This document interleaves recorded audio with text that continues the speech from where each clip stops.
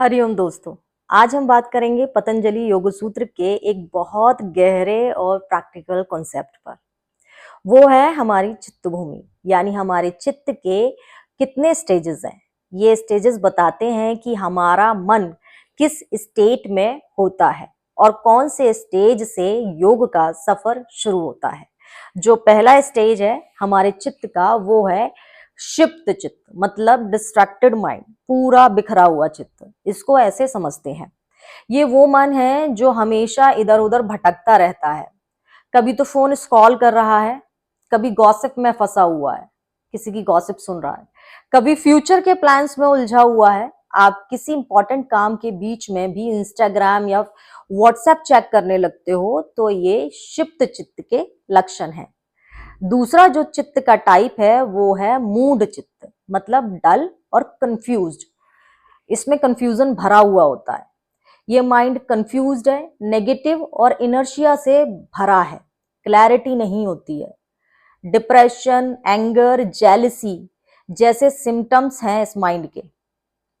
For example, जब हम किसी हार्ट ब्रेक या फेलियर के बाद बस बेड पर पड़े हैं और बिना कुछ सोचे समझे हमें कोई काम करना ही नहीं है, सिर्फ हम पूरा दिन बेड पे पड़े हुए बिता देते हैं, ये है मूड चित्त के लक्षण।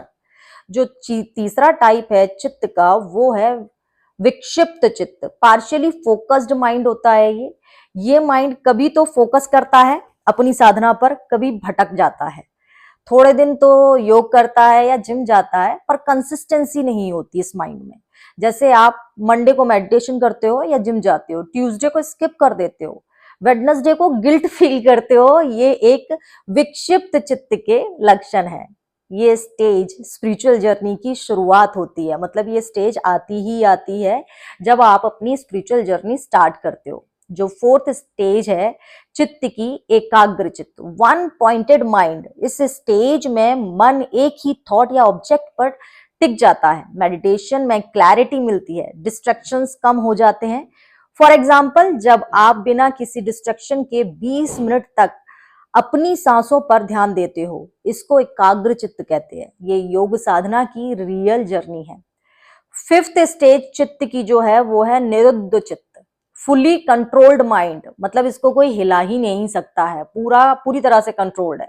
ये अल्टीमेट स्टेज है जब सारी वृत्तिज या मानसिक फ्लक्चुएशंस बंद हो जाते हैं, मन पूरी तरह से शांत हो जाता है। ये है समाधि का द्वार। फॉर एग्जाम्पल, बहुत एडवांस योगी या तपस्वी जो समाधि में स्थित रहते हैं, वो निरुद्ध चित्त में होते हैं, मतलब उनका जो चित्त की स्टेज होती है वो निरुद्ध चित्त की स्टेज होती है। तो दोस्तों, इन 5 स्टेजेस में से आपका मन आज किस स्टेज पर है? योग का लक्ष्य है क्षिप्त और मूड से निकलकर एकाग्र और निरुद्ध की तरफ बढ़ना। ध्यान, स्वाध्याय और अभ्यास से हम इस सफर को तय कर सकते हैं। Keep practising, keep evolving. Hariom.